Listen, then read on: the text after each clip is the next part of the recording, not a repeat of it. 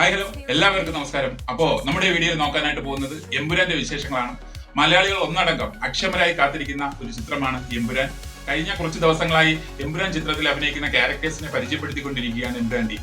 പക്ഷേ ഇന്ന് ഏഴാമതായി എമ്പുരാൻ ക്യാരക്ടേഴ്സിൽ ഏഴാമതായി എത്തിയ ആ ക്യാരക്ടറിനെ കണ്ട് ഞാൻ ഞെട്ടി എന്നുള്ളത് ഉറപ്പാണ്. കാരണം ആ ക്യാരക്ടറിനെ കണ്ടപ്പോഴാണ് ഈ ചിത്രം എത്രത്തോളം വ്യാപ്തി ഉള്ളതാണ്, അല്ലെങ്കിൽ ഇത് എത്രത്തോളം വലിയ ഒരു സിനിമയാണ് എന്ന് മനസ്സിലാകുന്നത്. എമ്പുരാനിലെ ആ ഏഴാമത്തെ കഥാപാത്രം മറ്റാരുമല്ല, ജെറോം ഫ്ലിന്നാണ്. ആ ഏഴാമത്തെ കഥാപാത്രം ഹോളിവുഡിലെ ബ്ലോക്ക് ബസ്റ്റർ പടം ഗെയിം ഓഫ് ത്രോൺ എന്ന ചിത്രത്തിലെ പ്രധാന വേഷം ചെയ്ത ഒരു നടനാണ് എമ്പുരാനിലെ ഏഴാമത്തെ ക്യാരക്ടറായിട്ട് എത്തിയിരിക്കുന്നത്.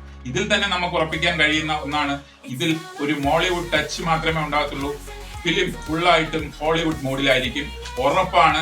കാരണം ലേറ്റസ്റ്റ് ആയിട്ട് വന്നിട്ടുള്ള ലാലേട്ടന്റെ ഒരു പോസ്റ്റർ കൂടി നമ്മൾ കഴിഞ്ഞ ദിവസങ്ങളിൽ കാണുകയുണ്ടായി. അതൊക്കെ വെച്ച് നമ്മൾ നോക്കുമ്പോൾ ഈ സിനിമ മലയാള സിനിമാ ചരിത്രത്തിലെ ബ്രഹ്മാണ്ഡ ചിത്രത്തിനും അപ്പുറം ഇനി ഒരു പൊസിഷൻ ഉണ്ടെങ്കിൽ ആ ഒരു ഗണത്തിലേക്കാണ് എമ്പുരാൻ എത്തി നിൽക്കുന്നത്. എമ്പുരാനുമായി ബന്ധപ്പെട്ടിട്ടുള്ള ഏതോ ഒരു ഇന്റർവ്യൂവിൽ പൃഥ്വിരാജ് പറഞ്ഞ ഒന്നുണ്ട്, എമ്പുരാൻ എന്ന് പറഞ്ഞ ചിത്രം ഒരു ചെറിയ ബഡ്ജറ്റിലെ ഒരു ചിത്രമാണെന്നുള്ളത്. പക്ഷെ ഇന്നത്തെ ഈ ക്യാരക്ടറിന്റെ അവതരണത്തോടു കൂടി മനസ്സിലായി എമ്പുരാൻ എന്ന് പറയുന്നത് എങ്ങനെയുള്ള ഒരു സിനിമയാണ്, അതിന്റെ ബഡ്ജറ്റ് എങ്ങനെയായിരിക്കും, ഇതിന് ലോക സിനിമയിൽ എവിടെയായിരിക്കും സ്ഥാനം എന്നൊക്കെ നമുക്ക് മനസ്സിലാക്കി തരുന്ന രീതിയിലുള്ള ക്യാരക്ടർ പ്രസന്റേഷൻ ആയിരുന്നു ഇന്നത്തെ എമ്പുരാന്റെ 7th ക്യാരക്ടർ. അപ്പോൾ എന്തായിരുന്നാലും വരും ദിവസങ്ങളിൽ എമ്പുരാന്റെ കൂടുതൽ അപ്ഡേറ്റ്സുമായി നമുക്ക് കാണാം. Okay, thank